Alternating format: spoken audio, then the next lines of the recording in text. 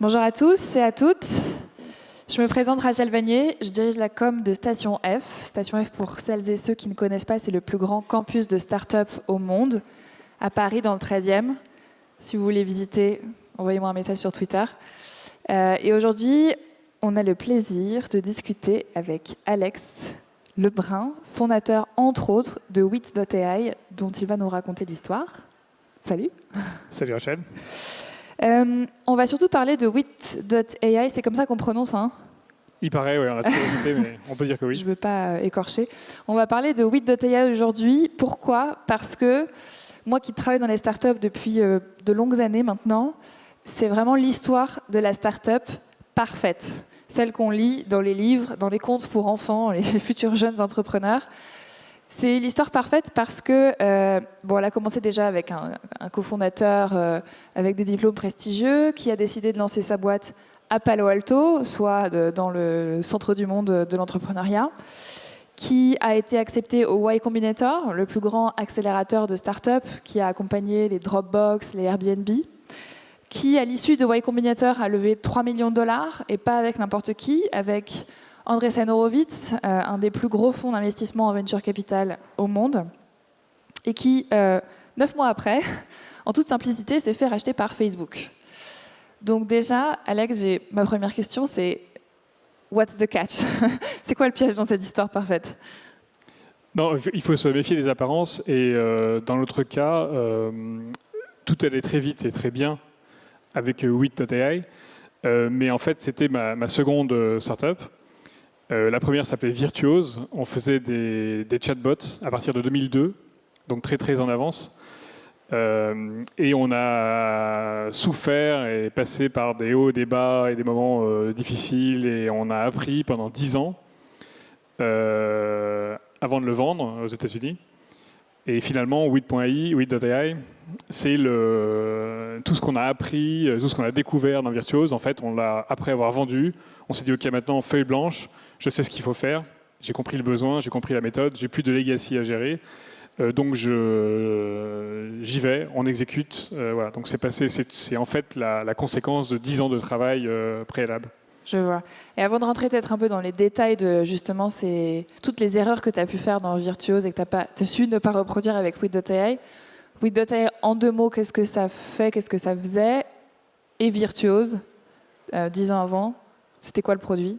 Alors, Virtuose, je vais commencer par Virtuose. En fait, Virtuose, c'était des chatbots. C'est toujours, d'ailleurs, ça appartient à Nuance Communication maintenant.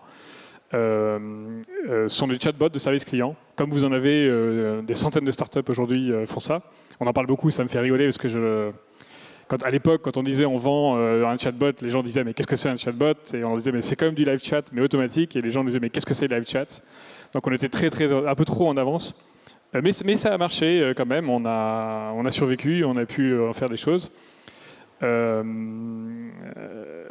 Donc on a donc Virtuose en 2 mots en fait, démarré en 2002, 3 ans à galérer sans lever de fonds, sans clients, en se finançant comme on pouvait, en faisant des prestations de développement PHP pour n'importe qui pour survivre. Comme beaucoup de startups. Comme voilà.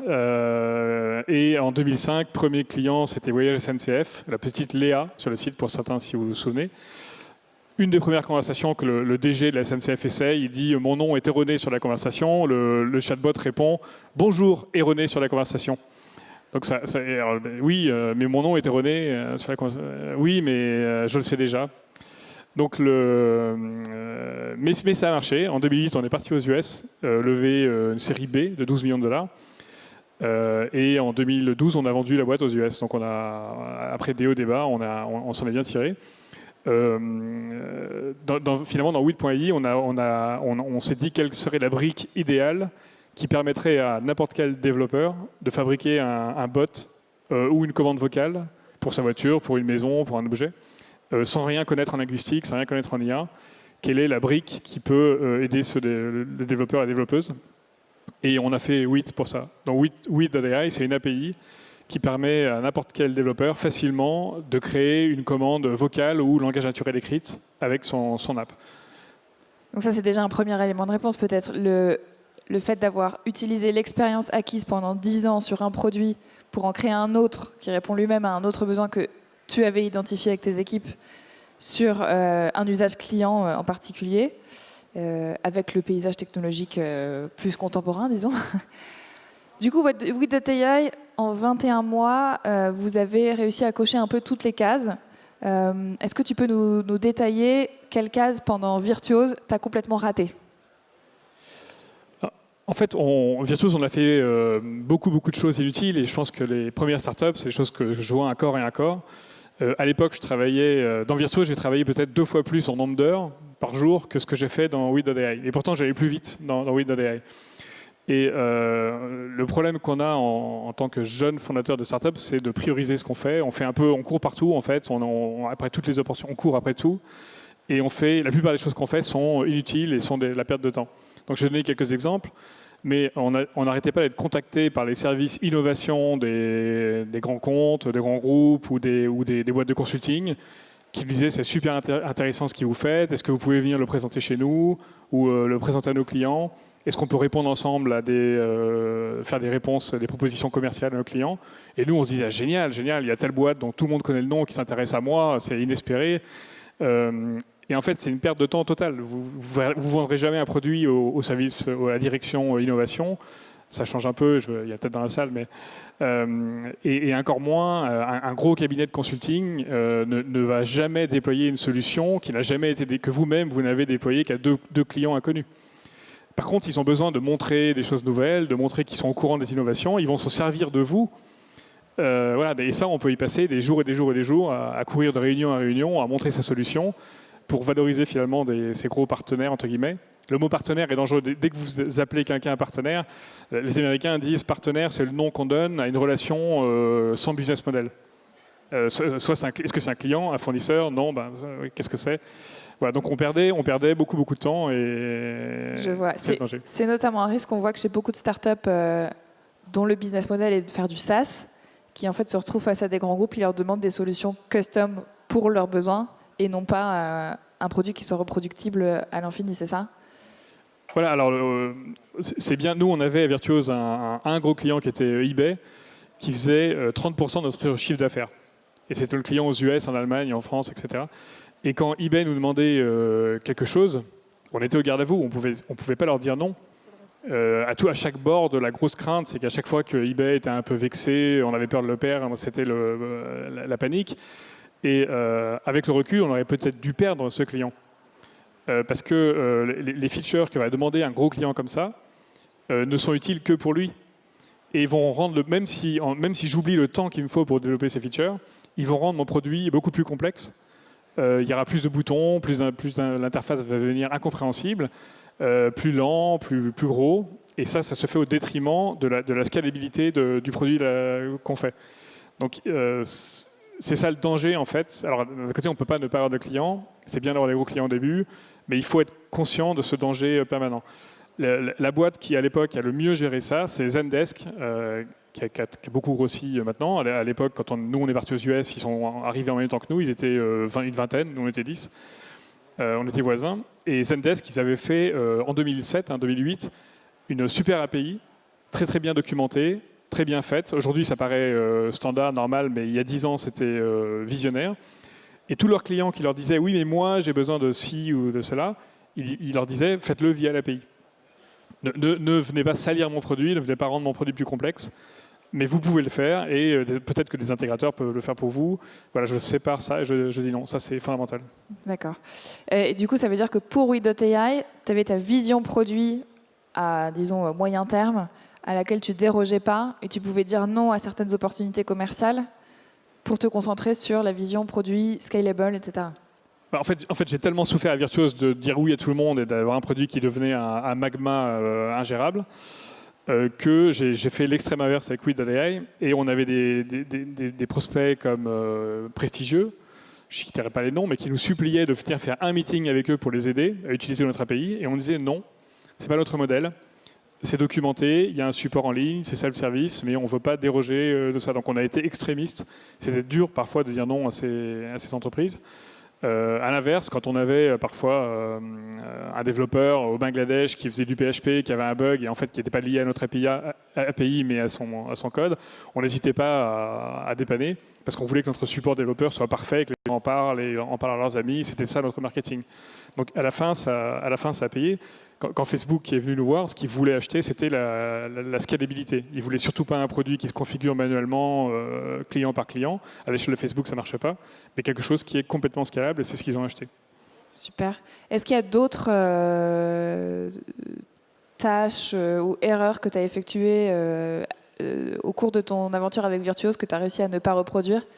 On parle souvent des entrepreneurs qui passent 2 mois à réfléchir à leur logo de boîte ou à faire des tâches administratives hyper complexes avant d'avoir un seul prospect ou à acheter des noms de domaine. Est-ce que toi aussi, tu peux nous donner d'autres exemples de lessons learned que tu as connus grâce à Virtuose? Je pense que dans les 6 à 12 premiers mois d'une startup, c'est un peu une période magique qui ne va jamais revenir, dans laquelle on devrait penser qu'au produit de manière obsessionnelle et faire ça du matin au soir. Et tout ce que vous faites, tout ce qu'on fait qui est en dehors du produit, et voire idéalement des premiers utilisateurs s'il y en a, mais ce n'est pas toujours le cas, est du temps perdu. Et nous, Virtuose, on passait notre temps à essayer d'intervenir dans les événements, à essayer de parler à des partenaires, à essayer de lever de l'argent alors que c'était beaucoup trop tôt. Dans With.ai, les 6 premiers mois, mon cofondateur est venu chez moi à Palo Alto. Il habitait dans mon garage, comme dans les clichés locaux. Et du matin au soir, on codait à 2. On n'avait pas de boîte, pas de locaux, pas d'employés, pas d'existence. Et donc, on faisait que coder et absolument rien d'autre. Et ça, c'est un moment où on va converger très vite vers le market fit qui va plus jamais revenir. C'est une période de grâce qui dure quelques mois. Et si tout ce qu'on fait en plus de produits et utilisateurs est une erreur, à mon sens. Et dès que vous prenez des bureaux, dès que vous surtout créez, ok, c'est facile de créer une boîte maintenant. Par contre, le jour où vous envoyez le formulaire, le lendemain, vous recevez 40 choses à faire, à déclarer. Et donc, ça demande d'avoir un comptable qui, lui, va demander d'avoir autre chose, etc. Et ça, c'est terrible dans les premiers temps d'une start-up quand on est dans cette phase de création. Et est-ce que tu peux nous raconter un peu plus quelles ont été les étapes clés qui t'ont mené du YC à la levée de fonds, au rachat par Facebook? Alors en fait, c'est passé très vite. Alors, à Palo Alto, c'est un peu comme ça que ça se passe quand ça se passe bien. Quoi qu'on est en train de devenir un peu pareil ici. Mais dans notre cas, en fait, on s'est forcé à montrer notre produit, même si on n'était pas du tout convaincu qu'il était fini. C'est une version vraiment alpha. Et on s'est dit, on a besoin de users pour le tester. On va en parler sur Hacker News, que vous connaissez peut-être. Sinon, je vous conseille moi, c'est ce que je lis tous les matins en me levant. On a posté le lien.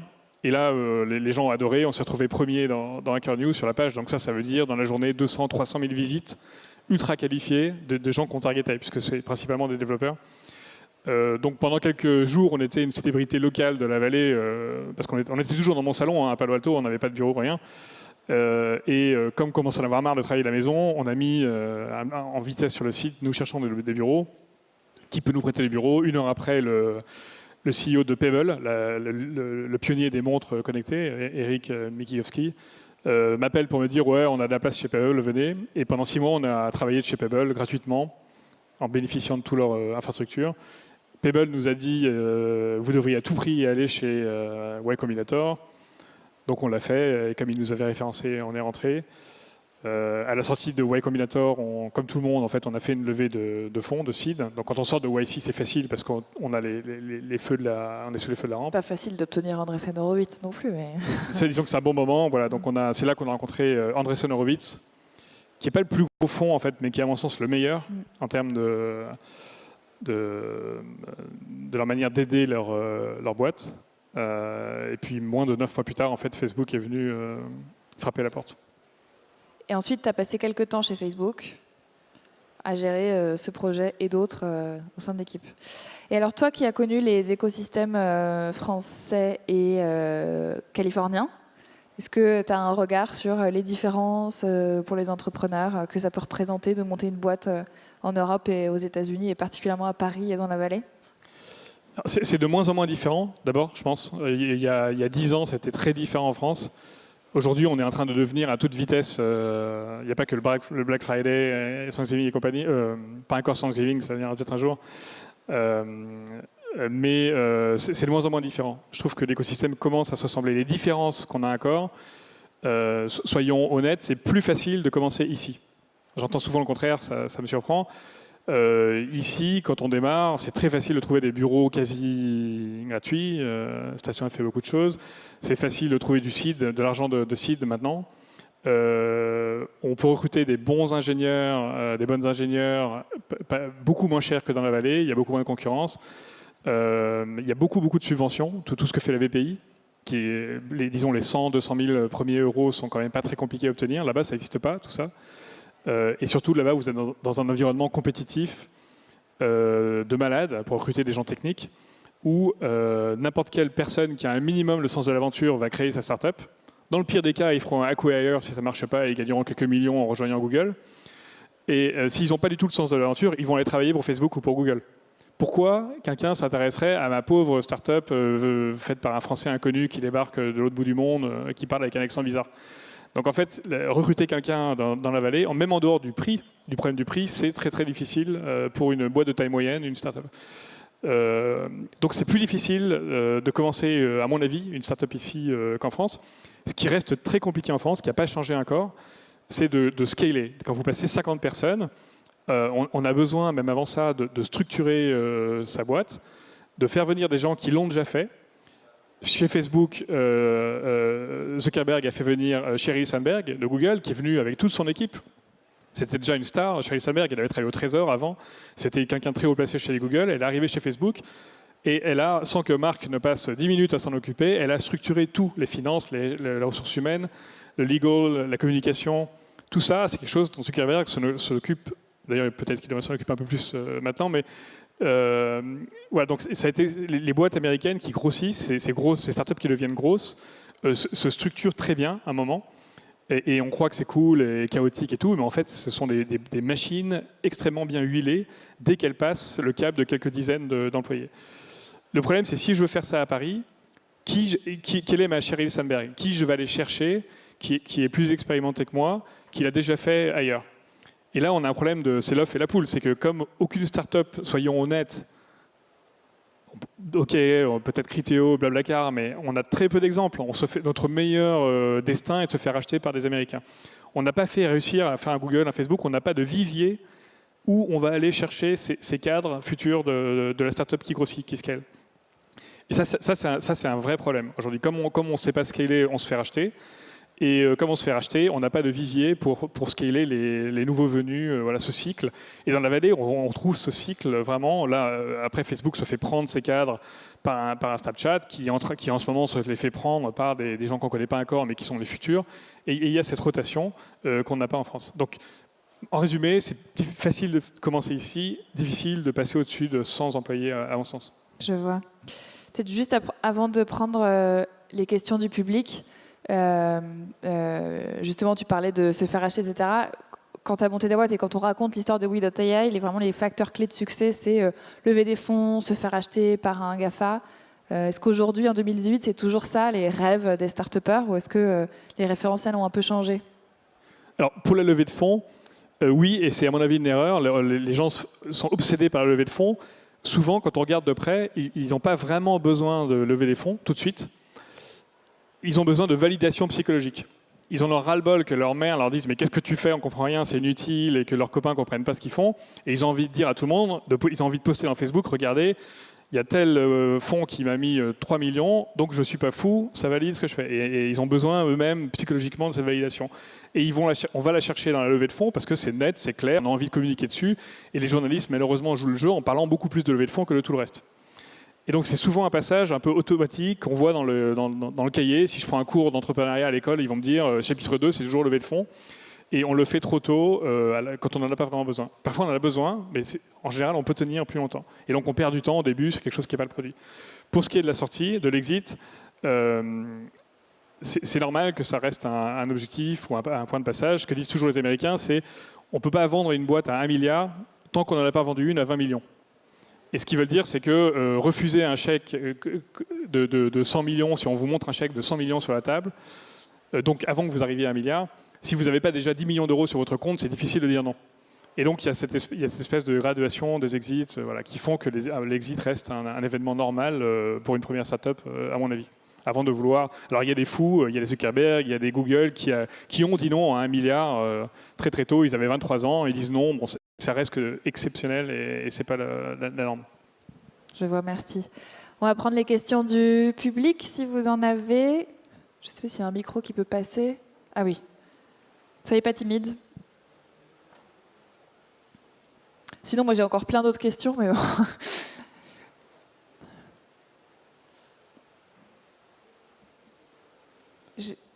Vous avez une question?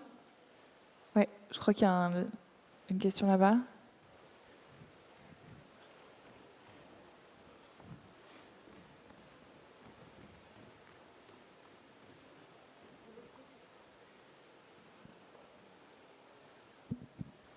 Merci pour la présentation. Alors apparemment maintenant vous faites Nabla et vous pourriez parler un petit peu du projet et où est-ce que vous en êtes maintenant et les futurs plans. Alors je peux parler de tout. Donc j'ai passé 4 ans à Facebook, dont 2 à Paris pour développer le labo de recherche en IA qui se trouve à Bourse à côté. Et effectivement, il y a 3 mois, j'ai quitté Facebook avec une petite équipe, dont des gens qui étaient déjà avec moi chez Weed.ai, pour fonder une nouvelle startup, la 4e, qui s'appelle Nabla. Et on ne communique pas encore beaucoup sur ce qu'on fait, mais en résumé, on fait des produits d'entreprise basés sur l'IA, en utilisant des choses qui sont dans la recherche très très nouvelles, en fait, qui n'ont pas été encore appliquées dans le monde industriel. Un des sujets, par exemple, il y a plusieurs sujets, c'est les GAN, les Generative Adversarial Networks, qui permettent de générer des images, des vidéos, des modèles 3D. C'est un bon exemple de choses qui marchent très très bien dans la recherche, mais qui n'est pas encore appliqué dans le monde des entreprises. Il y a encore un gap et on essaie de le combler. Donc on a une équipe qui est moitié recherche. On a Yann Lequin, et notre investisseur et conseiller, c'était mon patron à Facebook, et partie data scientist ingénieur. Et donc on commence à fabriquer ces produits d'entreprise basés sur ces recherches. Si vous voulez en savoir plus ou si ça vous intéresse, on recrute. Notamment, on a le meilleur ratio homme-femme de l'industrie, quasiment 50-50, on est à 12 personnes. Et j'aimerais bien garder le plus longtemps possible, donc un message à celles qui sont là. Voilà, contactez-nous, n'hésitez pas. Le message est passé. D'autres questions? C'est la question. Je ne vois pas s'il y a des bras qui se lèvent là-bas. S'il n'y a pas d'autres questions, comme on a dépassé le temps dédié, il ne me reste plus qu'à vous remercier. Merci Alex, projet passionnant et bravo pour ta prochaine aventure. Merci à tous et à toutes, au revoir. Merci.